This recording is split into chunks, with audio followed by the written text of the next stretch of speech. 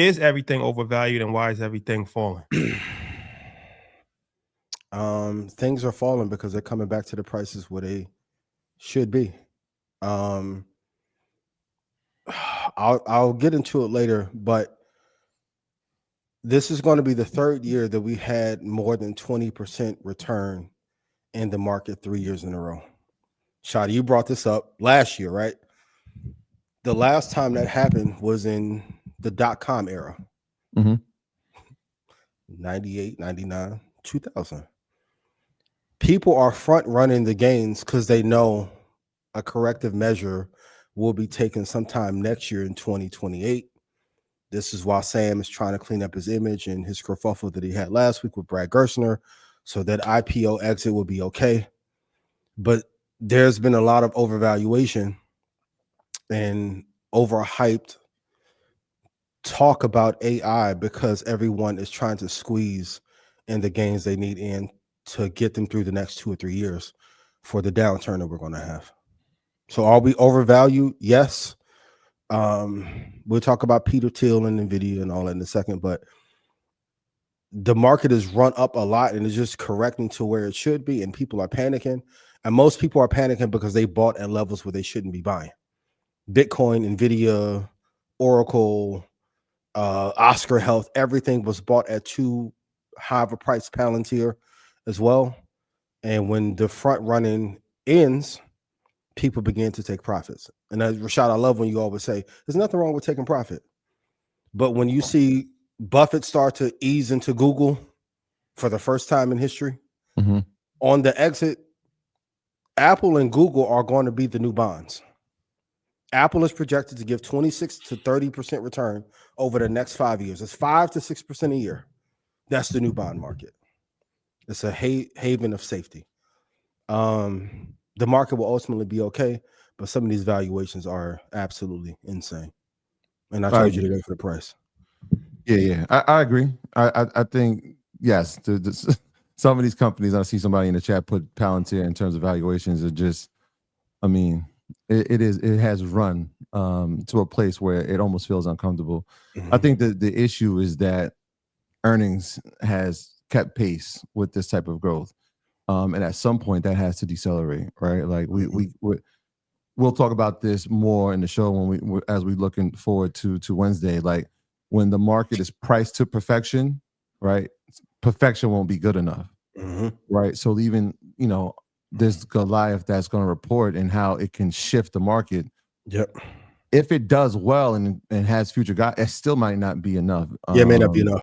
It still might not be enough, and that they will be dominant, and the companies that are around it, the Metas of the world, and I know everybody's like, what about Meta? The Metas will be fine, Microsoft will be fine, Apple will be fine, but there will be some others that the rest of you wrap it up. Here's a safe way to put it, right? If Nvidia sneezes, some companies will have pneumonia. Y'all will have COVID 2.0.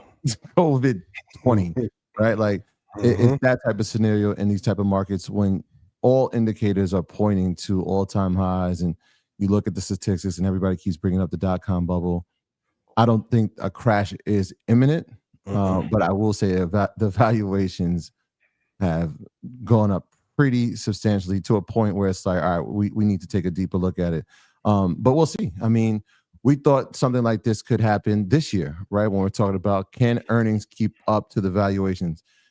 It happened in 24, right? Which is why we were over 20%. It's happening here, and we're pacing toward another 20% year. Yep. We'll see what happens in the first quarter of 26. And that's why Wednesday is so important. When you're talking about Nvidia, you're not just talking about AI. You're talking about infrastructure. You're talking about cloud. You're talking about a lot of different sectors. What that future guidance looks like into Q1, Q2 of 2026 will be very, very important to see how this next year is going to go. This reminds me of the first year, shot to Kyrie. He hit the shot of a Steph, right? Cool. You can only go into the game winner bag so often. So I think Nvidia will do well in earnings. But if the entire market is relying upon blockbuster earnings for one company for equal weighted S&P funds to do well, that's not good. Have we seen this before? Yep. 2022 .com era. We've seen this a couple times. Even the Mag 7. Exactly. Because it feels like 4 years ago we were It used to be saying this. Apple. You just took the words right out of my mouth. I was thinking, like, this is how we used to talk about Apple. Like, Apple fights for us, and we needed to beat earnings, and it's so dominant, and we needed to do that. And even if it's great, it's not great enough. And now people talk rotation, and it's just another Mag 7 that's now rotated into that spot. And now it's Nvidia. And even when Thiel says that he's selling out his positions, he didn't just leave the Mag 7 out. He said we're gonna park it in 2 other Mag 7s. Yeah. You know what I mean? And so it's just interesting to see. I think, like I said, I think we both are in agreement that Nvidia is going to have a great quarter. And Jensen's kind of got ahead of it, hasn't he? Right? He said, "Look, absolutely. we're talking about 500 billion. Like, these are not numbers to sneeze at." Yeah, he want to say I'm not them. Salesforce. It's like, yo, don't get this confused. Don't put me in the same category as y'all other little CRM. Yeah, we are not the same. 500 billion is different. That's more than the market cap of I think everything outside of the top 30 companies in the world. Like, this is not the same. We got to have an honest conversation, though. Like, there shouldn't be this much. And Nvidia's my pick, my baby. I love it. The entire U.S. economy and stock market cannot be relying upon one company to deliver blockbuster returns to move up the GDP and defeat China. It was right. Apple 4 years ago, and even that stress didn't allow Tim Cook to create what he needed to create fast enough because he had the weight of the world on his shoulders. Mistakes get made when not only are you leading HQ looking over product line, but then you have the president saying, "Hey, I really need you to hit a home run right now for me." It's too much pressure. Can they deliver? I mean, would you rather have any other company be in this position? I feel like this is the company that if there was one that was primed to be in this position, this is it. The fact that they're doing this and they don't have China, right? Like, they don't have that market, which will be part of this. We'll see a full year of Blackwell coming up. Yeah.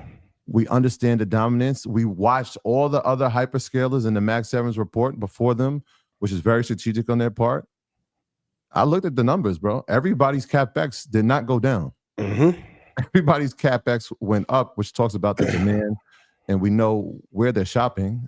And so if there was going to be a company, it would be this one. Nvidia will be fine. Meta will be fine. Microsoft will be fine. Google, dynasty of the ecosystem, Voltron, right? Build community. But the rest of the market, I'm like, even if we look at quantum, and this is not my moment to say, hey, to beat up on these stocks, ARQQ is down 43%, IONQ is down 39%, QMCD is down 40%, RGTI is down 46%. I'm looking at the rest of the market start to pull back 20 to 25% for some quality companies. That's not a good sign.